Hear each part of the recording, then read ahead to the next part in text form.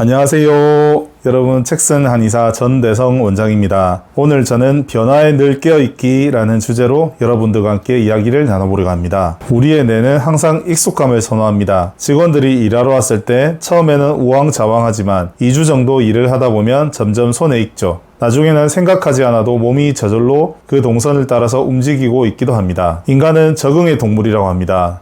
환자가 왔을 때, 추나를 해야 될 때, 저도 모르게 손이 저절로 가고 멘트가 나오는 걸 보면 신기하게 느껴지기도 합니다. 인간에게 있어서 의식의 영역이 1%로 하면 무의식의 영역이 99%라고 합니다. 사람이 습관을 만들지만 습관이 사람을 만들게 됩니다. 어느 순간 사람은 습관에 따라서 움직이게 됩니다. 한의원에 출근하는 것도 그렇습니다. 어느 순간 내가 출근하는 시간이 딱 진료 시작 전의 시간이 됩니다. 알람을 맞춰 놓지 않아도 항상 도착해보면 정해진 시각에 한의원에 도착하고는 하지요. 이렇게 사람은 뇌의 에너지를 최소한으로 사용하기 위해서 습관이라는 도구를 쓰는 것으로 진화해 왔습니다. 그런데 이러한 습관은 일의 효율성을 높이기도 하지만 창의성을 떨어뜨리기도 합니다. 한의원에서 진료를 하다 보면 저만의 패턴이 생깁니다. 루틴화된 진료는 좋은 점도 있고 나쁜 점도 있습니다. 진료를 하는데 쓰는 에너지가 줄어든다는 점은 좋은 점이지만 기존의 방식을 고집하게 되고 변화하는 것을 두려워하게 된다는 것은 나쁜 점이지요. 과연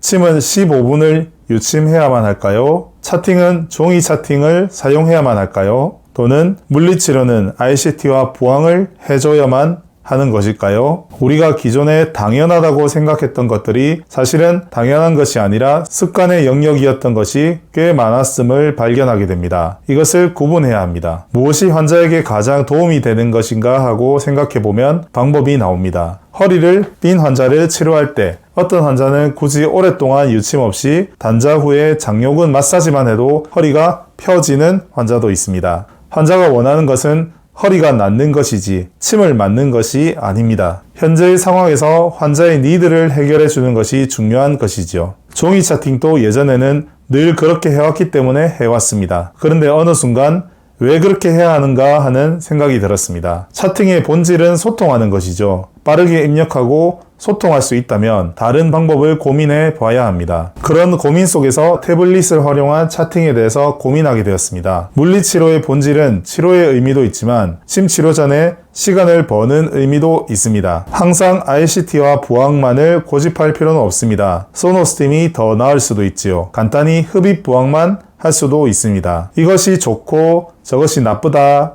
라는 말이 아닙니다. 우리가 늘 당연하다고 생각했던 것들에 대해서, 익숙했던 것들에 대해서 늘 왜 그럴까 하고 의문을 제기하는 것이 필요하다는 말이지요. 왜 라는 말에서 새로운 방법을 궁리하게 됩니다. 교조적인 사회는 늘 경직된 사회가 되며 변화가 끼어들 틈이 없게 됩니다. 이런 사회는 발전할 수가 없습니다. 항상 사회는 기존의 방식에 대한 의문과 새로운 것에 대한 고민, 연구와 개발, 그리고 수용과 적응을 통해서 발전해 왔습니다. 한의원이 잘 될 때는 새로운 변화에 대한 갈급함이 없습니다. 환자가 빠질 때에야 비로소 스스로를 돌아보게 되지요. 내가 그동안 무엇을 잘못했는가? 어떤 부분에서 소홀했는가? 어떻게 하면 이것을 개선할 수 있을까 하고 생각하게 됩니다. 기존의 틀 안에서는 늘 성장이 제한되어 있습니다. 매출을 30% 올리겠다고 목표를 잡은 사람은 기존의 틀에서 그 목표를 이루기 위해서 애쓰게 됩니다. 그런데 매출을 300% 올리겠다고 목표를 잡으면 기존의 틀로는 이룰 수가 없지요. 기존의 방식과는 완전히 다른 방식의 생각을 해야만 합니다. 예를 들어 봅시다. 식당을 하면서 장사를 할 때 회전율을 감안하고 객단가를 감안하면 그날 올릴 수 있는 물리적인 매출의 최대치가 나옵니다. 지금 만약 내가 올리고 있는 매출이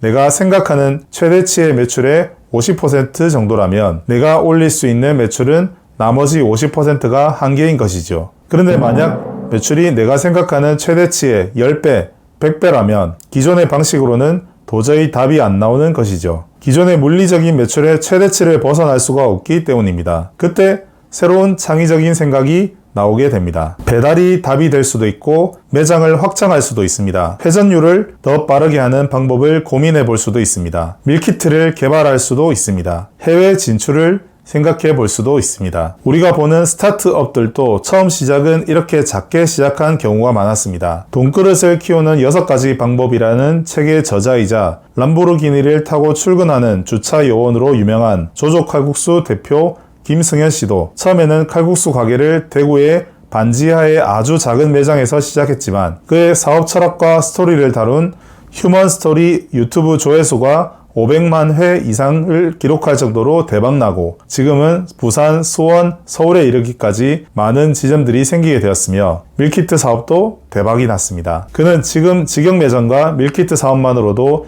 연매출 200억을 올리는 사업가가 되었습니다. 그가 만약에 홀 매장만 고집했다면 아마 지금과 같은 매출을 올리기는 힘들었을 것입니다. 코로나 시대 때 시류를 파악하고 밀키트 사업으로 빠르게 진출했으며 많은 주문의 수요에 대비하여 공장을 신설하고 준비가 되어 있었기 때문에 가능한 일이었습니다. 한의원의 매출의 한계는 얼마인가요? 원장님들이 생각하는 월 매출 2천만원, 5천만원 모두 생각 속에 그어진 선은 아닐까요? 새로운 도전과 함께 경험을 해보는 것도 나쁘지 않습니다. 빠르게 실패하기라는 책에서는 성공의 비결은 더 잘 준비되고 더 대단한 목표라는 것이 성공의 중요한 요소가 아님을 이야기합니다. 오히려 지금 당장 시작할 수 있는 작은 행동과 잦은 실패에 성공의 열쇠가 있다고 말합니다. 대다수의 사람은 어떤 일을 시작하기에 앞서서 앞으로 자신이 도달할 거창한 목표를 세웁니다. 그리고 그 성공에 필요한 셀 수 없이 많은 요소들을 출력합니다. 그 요소들이 있어야 성공에 다가갈 수 있다고 여기는 것이죠. 그 요소들을 준비하는 데 드는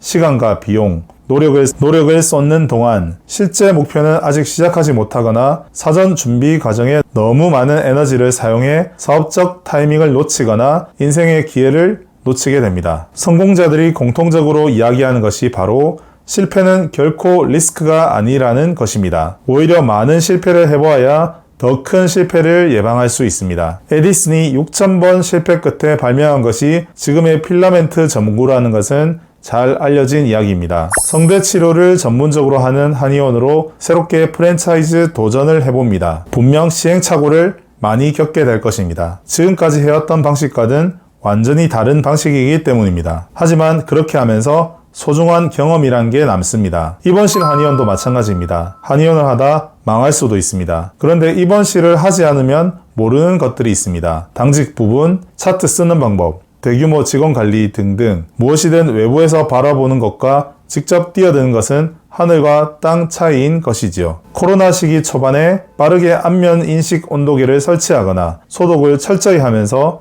환자들에게 안전한 한의원이라는 인식을 심어주면서 한 단계 더 점프하는 한의원들도 있었습니다. 한시적으로 비대면 상담이 가능한 점을 활용해서 전화나 인터넷 상담으로 한약 및 비급여 매출을 폭발적으로 성장시키는 한의원들도 있었습니다. 집에만 있으면서 살이 찌거나 운동이 부족한 사람들을 상대로 다이어트로 대박나는 한의원들도 있었습니다. 기존의 틀을 부수고 성장하는 곳들은 어디에서나 있었습니다. 한의원의 트렌드는 지금도 계속해서 바뀝니다. 물치 빵빵 한의원이 득세한 시절이 있었습니다. 365 한의원이 득세한 시절도 있었습니다. 한방병원이 우후죽순 생겨나던 것들도 불과 1, 2년 전입니다. 지금은 어떤 트렌드로 변화하고 있을까요? 미래에는 어떤 한의원이 대세가 될까요? 늘 생각해야 합니다. 중요한 것은 변화뿐만이 아니라 변화 이후의 세계입니다. 문제는 환자의 니드를 충족시킬 수 있는가입니다. 그에 대한